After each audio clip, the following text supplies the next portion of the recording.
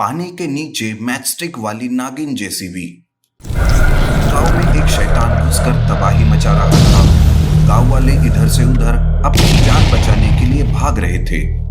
तभी वो शैतान लोगों को ऐसे भागते हुए देखकर हंसने लगता है। कहाँ जाओगे भाग कर? भागो भागो, दूर दूर तक कोई नहीं है तुम्हें बचाने वाला। तुम्हें इस तरह से डरा हुआ देखकर मुझे बहुत खुशी मिल रही है। शैतान से बचने के लिए गांव का ही गणेश भागते हुए नदी के पास आता है और थरथराते हुए कहता है, हे नागिन, कहाँ हो तुम? बाहर आओ, हमारे गांव पर बहुत बड़ी मुसीबत आई है। हमें बचाओ नागिन, कहाँ हो? तुरंत आओ नागिन, तुरंत आओ। गणेश की आवाज सुनते ही पानी के नीचे से मैचस्टिक वाली नागिन बाहर आती है। गणेश को इतना डरा हुआ देखकर नागिन उसके डर का कारण पूछने लगती है। क्या बात है गणेश, तुम इतने डरे हुए क्यों हो? क्या हुआ है? गांव पर कोई मुसीबत आई है क्या? तब गणेश शैतान की बात मैचस्टिक वाली नागिन को बताता है। तब नागिन को शैतान पर बहुत गुस्सा आता है और वो कहती है, क्या कहा? वो शैतान फिर से वापस आया? पिछली बार मैंने उसे छोड़कर बहुत बड़ी गलती कर दी, पर अब मैं उसे मार के ही दम लूंगी, छोड़ूंगी नहीं उसे। गणेश, तुम घबराओ मत। वो शैतान मेरे होते हुए तुम्हारा और तुम्हारे गांव का कुछ नहीं कर पाएगा। चलो। नागिन नदी के किनारे आने लगती है, लेकिन वो किनारे पर आती तो उसे एक रोशनी रोक लेती है। नागिन बार बार नदी के बाहर निकलने की कोशिश करती है, लेकिन वो नाकामयाब हो जाती है। तभी वो शैतान डरावनी हंसी के साथ वहां आता है और नागिन से कहता है, नागिन, तुम फंस गई हो मेरी जाल में। मैंने मंत्रों से तुम्हें घेरे में बांध कर रख दिया है। अब तुम इससे बाहर नहीं निकल सकती और मैं इसी के साथ पूरी दुनिया को तबाह कर दूंगा। शैतान ऐसा कहकर वहां से चला जाता है। गणेश बहुत ही चिंतित हो जाता है। वो कहता है, अब क्या होगा नागिन? तुम अगर बाहर नहीं आ सकी तो शैतान को कौन मारेगा? बाप रे, ये सोचने से ही मेरे शरीर में थरथराहट होने लगी है। कुछ तो करो नागिन, कोई उपाय ढूंढो। नागिन गणेश को तसल्ली देती है कि वो कुछ ना कुछ उपाय जरूर ढूंढेगी। वो फिर से पानी के नीचे जाती है। वहां पर उसका एक मणि रहता है। वो अपने मणि से कहती है, हे मेरी जादुई मणि, मुझे शैतान के मंत्रों से बाहर निकलने का कोई उपाय बताओ। तभी मणि में रोशनी से लोहे की चीजें सामने आती है। ये सब देखकर नागिन समझ जाती है। अच्छा, तो इस मंत्रों का असर किसी लोहे के चीज पर नहीं होगा। मैं लोहे की मदद से शैतान ने बनाए हुए मंत्रों के घेरे से बाहर निकल सकती हूँ। नागिन तुरंत पानी के बाहर आती है और गणेश को सारी बात बताती है। गणेश के पास जेसीबी रहता है। वो तुरंत घर जाकर अपना जेसीबी लेकर वहां आता है। जेसीबी से वो पानी में चला जाता है। फिर मैचस्टिक वाली नागिन उस जेसीबी में बैठ जाती है और जेसीबी की मदद से शैतानों के मंत्रों से बाहर निकल आती है। गणेश, अब जेसीबी तुम सीधा उस शैतान के पास ले चलो। आज उसे मुझसे कोई नहीं बचा सकता। चलो जल्दी, वो गांव में ही गया होगा। शैतान तब गांव में ही तबाही मचा रहा था कि तब नागिन जेसीबी से उस शैतान के सामने आती है। शैतान नागिन को देखकर आग बबूला हो जाता है। ये नागिन मेरे मंत्रों से बने हुए घेरे से बाहर कैसे आई? ये दुनिया मेरे सारे मंसूबे पर बार बार पानी फेरती है।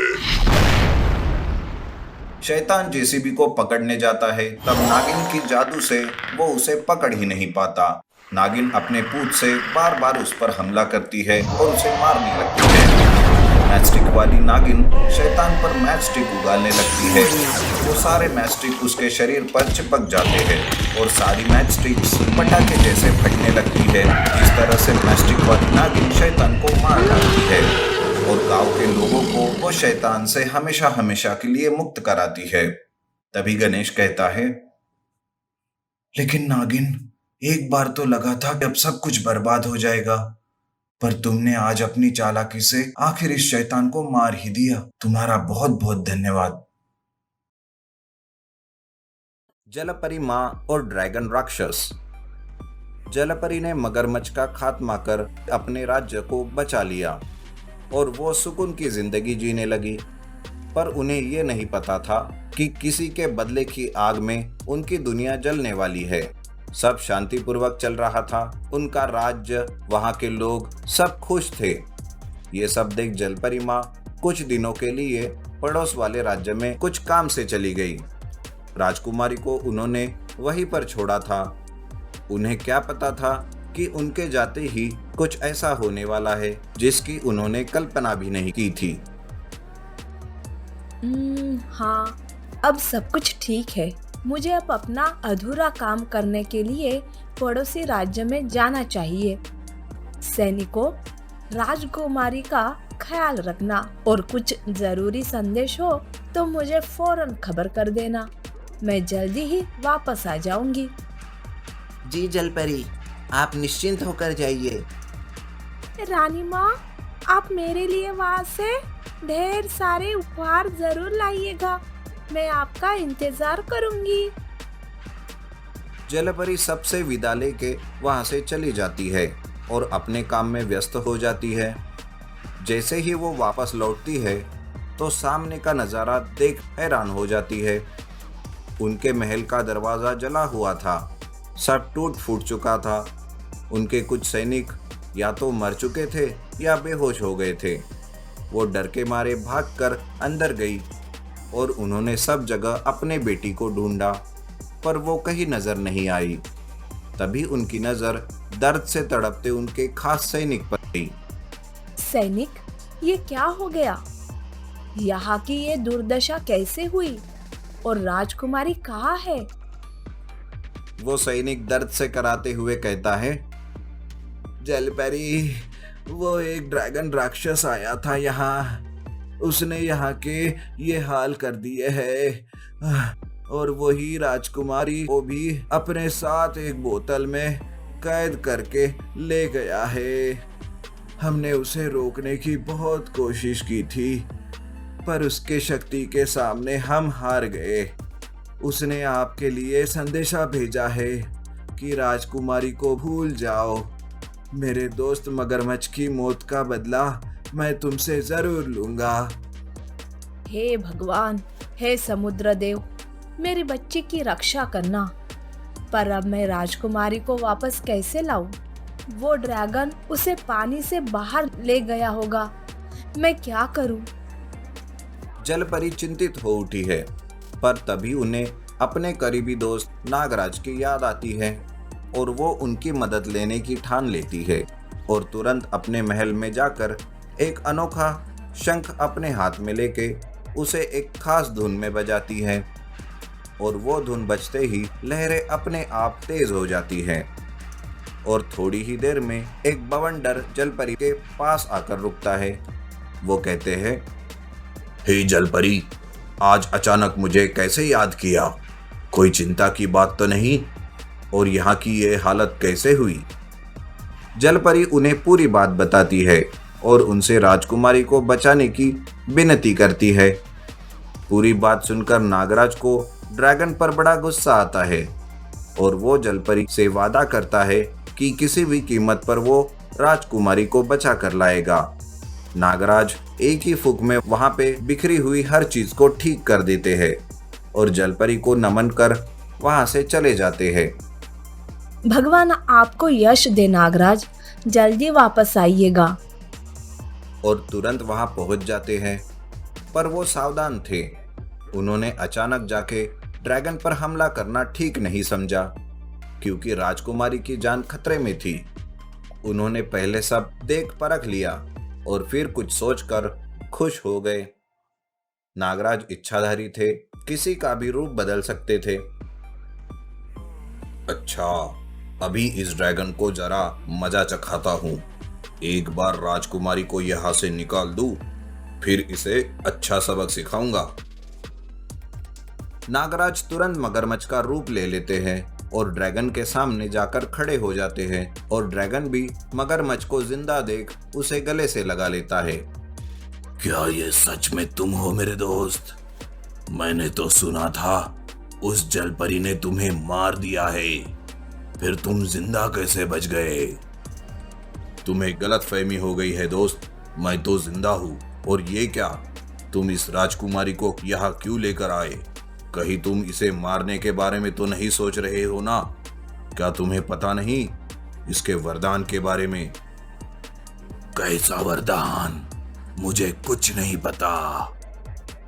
मगरमच्छ उसे बताता है कि राजकुमारी को वरदान है कि जो कोई भी उसे मारेगा वो खुद भी जलकर राख हो जाएगा, इसलिए उसे जाने देने में ही उसकी भलाई है।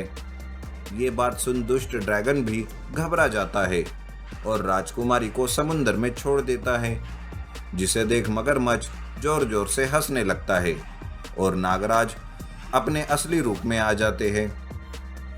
मूर्ख ड्रैगन, एक मासूम बच्ची को मारने चले थे ना? अब देखो मैं तुम्हारा क्या हाल करता हूँ। ओह, मुझे पता था कि मेरे साथ धोखा हो रहा है, इसलिए मैंने राजकुमारी को नहीं, उसके पुतले को पानी में छोड़ा है। असली राजकुमारी तो ये रही, मेरे पास इस पानी से भरी बोतल में कैद। दुष्ट, तेरी ये हिम्मत, अभी तुझे मजा चखाता हूँ। नागराज ने अपनी पूंछ लंबी कर एक ही पल में उस ड्रैगन के हाथ से बोतल को छीन लिया और समुंदर में फेंक दिया, जहां जलपरी ने उसे तुरंत पकड़कर राजकुमारी को आजाद कर लिया। तुम्हारी ये हिम्मत, अब कोई नहीं बचेगा, सब तहस नहस करके रख दूंगा।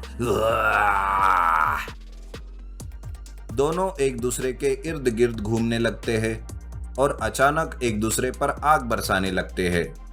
कभी नागराज का पलड़ा भारी होता है तो कभी ड्रैगन का। नागराज ज्यादा फुर्तीले थे, वो कभी ड्रैगन को सामने आ जाते तो एक ही पल में पीछे चले जाते। यूं आगे पीछे करते करते ड्रैगन को चक्कर आने लगा। नागराज अपनी पूंछ से ड्रैगन को पकड़कर पटकने लगते हैं और अचानक जब ड्रैगन आग उगलने के लिए अपना मुंह खोलता है, नागराज अपनी जहरीली फुंकार उसके मुंह में डाल देता है। ड्रैगन तड़पने लगता है और जोर जोर से चिल्लाने लगता है कि तभी नागराज फिर से उसे डसने लगते हैं। नागराज के जहर इतना घातक था कि ड्रैगन जैसा विशाल प्राणी भी उसके सामने टिक नहीं पाया और धड़ाम से जमीन पर जाकर गिर गया। जलपरी समुंदर से ये सब देख रही थी।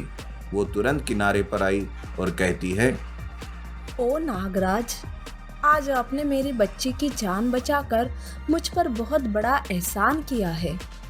दोस्तों में एहसान कैसा आ गया जलपरी?